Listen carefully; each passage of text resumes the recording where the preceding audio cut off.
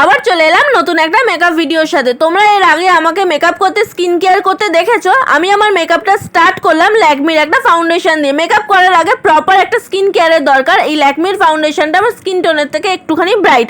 তারপর আমি হালকা ব্রাউন শেডের একটু আই মেকআপ করে নিলাম। আই মেকআপ করতে আমার খুব ভয় লাগে। তারপর টেনে টেনে কাজল পরে নিলাম, ব্রাশ দিয়ে একটু স্মাচ করে নিলাম, আইব্রোটাকে ড্র করে নিলাম, মাস্কারা পরে নিলাম। এই মাস্কারাটা আমি ফ্লিপকার্ট থেকেই কিনেছি, মেবলিনের মাস্কারা, বেশ ভালো ওয়াটারপ্রুফ। এই ড্রেসটা দেখতে পাচ্ছ, এটা আমি কিনেছি মিশো থেকে। আমার কলিগেরও সেম ড্রেস আছে। আজকে আমি লিপস্টিক পরার জন্য খুবই এক্সাইটেড। লিপস্টিক পরার জন্য আমি এই কারণে এক্সাইটেড ছিলাম, কারণ আমি ড্রেসটার সাথে লিপস্টিকের কালার অনেকটা বেশি ম্যাচ করছে। তারপরে হাইলাইটার দিয়ে দিলাম। আমি লিপস্টিক পরতে আগাগোড়াই খুব ভালোবাসি। প্রায় অনেক ছোটোবেলা থেকে আমি লিপস্টিক পরি।